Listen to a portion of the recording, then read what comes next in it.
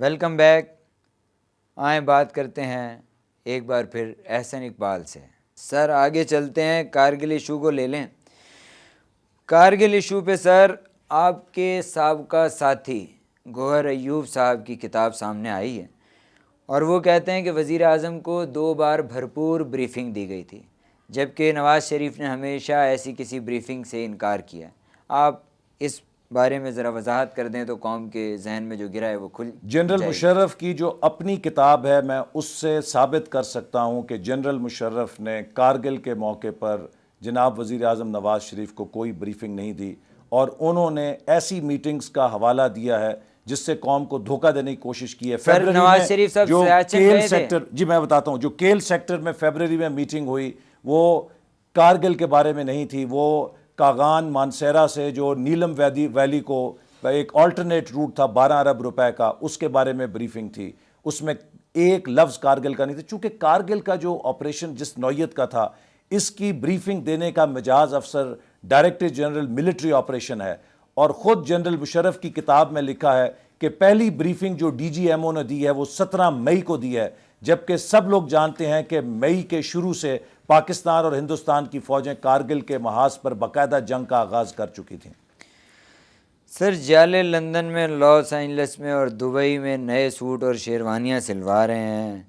بغل بج رہی ہے کہ ڈیل کے زور پر پی پی ایک بار پھر اقتدار میں آ رہی ہے. آپ کا کیا بنے گا سر؟ پچھلے 5 ماہ کے اندر پاکستان کی سیاست بدل چکی ہے. اب پاکستان کے عوام صاف شفاف جمہوریت, قانون کی حکمرانی کے خواب دیکھ رہے ہیں. اب جو ڈیل کی سیاست کرے گا اس کی ضمانت ضبط ہوگی, جو اصول کی سیاست کرے گا پاکستانی قوم کا وہی اعتماد حاصل کرے گا. بے نظیر صاحبہ تو یہ کہتی ہیں کہ پاکستان میں حکومت بنانے کی اہل صرف 2 جماعتیں ہیں, پہلی پیپلز پارٹی اور دوسری پریزیڈنسی. آپ کیا کہتے ہیں؟ یہ ساری تھیوریاں ماضی کی ہیں. یہ بھی کہا جاتا تھا کہ پاکستان میں امریکہ اور آرمی حکومت بناتی ہے. آئندہ سیاست میں جس کے اوپر یہ مور لگی ہوگی کہ اس کو آرمی یا امریکہ کی حمایت حاصل ہے, اس کے لیے یہ موت کا پروانہ ہوگا. لیا شوگر ملز, میرے اپنے علاقے سے لیا شوگر ملز نواز شریف صاحب نے 58 کروڑ روپے میں فروخت کر دی. اس شوگر مل سے 1134 خاندانوں کا مفاد اور روزگار وابستہ تھا. سر آج تک جنوبی پنجاب کے لوگ اس ظلم عظیم کو نہیں بھولے اور نواز شریف کو بددعائیں دیتے ہیں.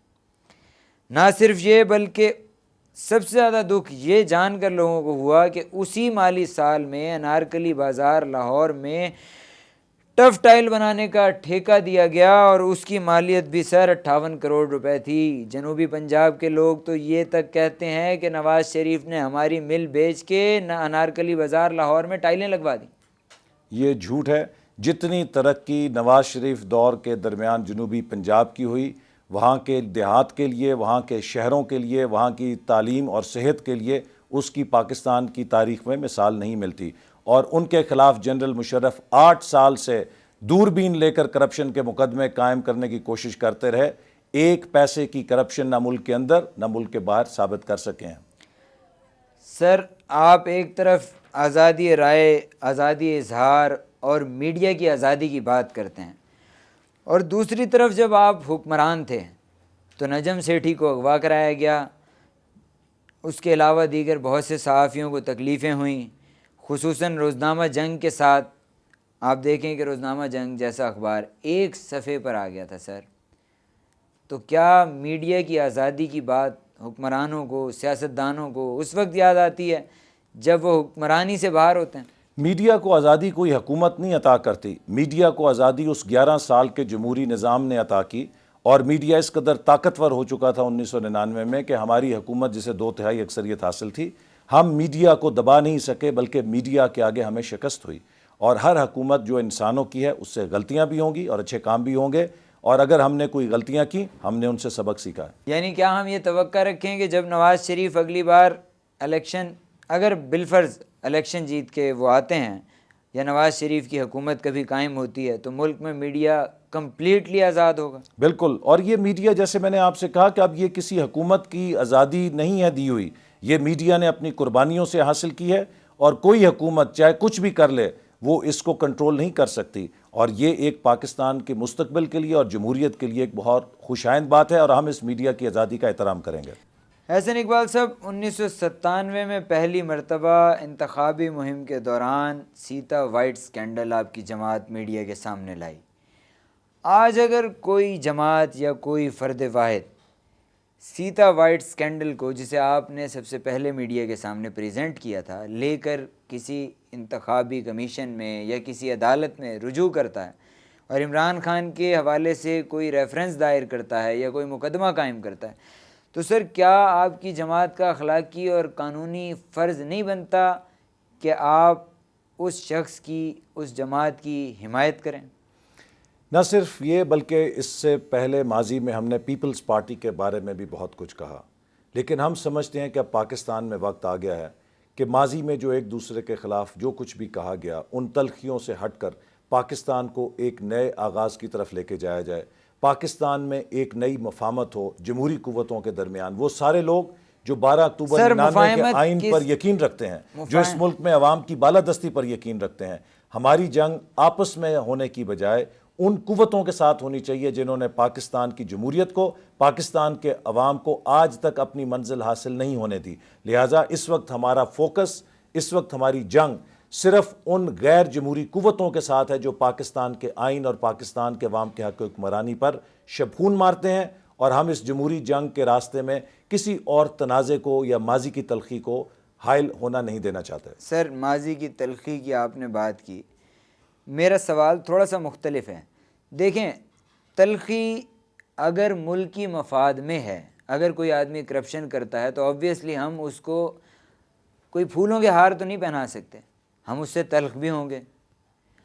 اگر پیپلز پارٹی یا کوئی بھی جماعت، یا بشمول آپ کی جماعت کے، اگر کوئی بھی جماعت کرپشن کرتی ہے اور دوسری جماعت اسے پھولوں کے ہار پیش کرتی ہے تو یہ قومی مفاد میں تو نہیں ہو سکتا۔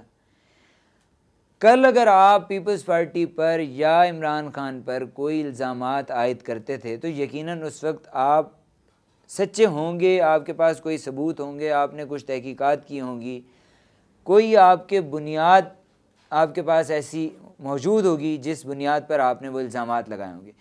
سر، کیا آپ یہ سمجھتے ہیں کہ یہ بہتر ہوگا اور ملکی مفاد میں ہوگا کہ ایک آدمی ماضی میں کرپشن کرے اور آپ حال میں اس کے ساتھ صرف اس لیے مفاہمت کر لیں کہ آپ کی باری آ جائے؟ یہ باری کی بات نہیں ہے، یہ پاکستان کے 16 کروڑ عوام کو جمہوری حق دلوانے کی باری ہے۔ ایشوز جو ہیں اس وقت بڑے ہیں۔ اگر ایک حالت امن ہو تو اس وقت آپس میں 4 بھائیوں کی جو تنازع ہے، جب اس گھر کے اوپر حملہ ہو جائے تو وہ ان تنازعات کو بھلا کر اس باہر کے حملہ آور کا مقابلہ کرتے ہیں۔ اس وقت پاکستان کی بقا کا سوال ہے، پاکستان کے وفاق کو بچانے کا مسئلہ ہے، اس وقت 16 کروڑ عوام کو اس ملک کے مالک بنانے کا سوال ہے۔ سر، میں آپ سے عرض کر رہا ہوں، بدترین قسم کے مالیاتی سکینڈلز ایک دوسرے پہ آپ لوگ اچھالتے رہے میڈیا میں، یا تو وہ سب کچھ جھوٹ تھا، وہ سب کچھ غلط تھا، وہ سب کچھ بالکل غلط بیانی پر مشتمل تھا۔ اگر ان میں کچھ سچائیاں تھیں، ان میں کچھ حقیقتیں تھیں، اور آپ پاکستان کے عوام سے مذاق نہیں کر رہے تھے، پاکستان کے میڈیا سے مذاق نہیں کر رہے تھے، تو سر پھر تو آپ کو اپنے موقف پر قائم رہنا چاہیے، کیونکہ وہ مالیاتی اسکینڈل انتہائی سنگین نوعیت کے تھے اور اس سے قومی مفادات پر زد پہنچتی ہے۔ اگر آپ اس بات کو آج نہیں کرتے ہیں، یا تو یہ مان لیں کہ پہلے آپ جھوٹ بولتے تھے، یا یہ مان لیں کہ آج آپ جھوٹ بولتے ہیں۔ اس مقصد کے لیے ہم نے یہ طے کیا ہے کہ پاکستان میں آزاد عدلیہ ہو، پاکستان میں احتساب کا ایک شفاف نظام ہو، تاکہ جس کے خلاف جو الزام ہے اس شفاف چھلنی سے نکلے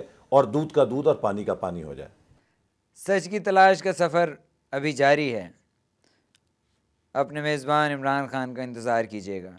ملتے ہیں ایک بریک کے بعد۔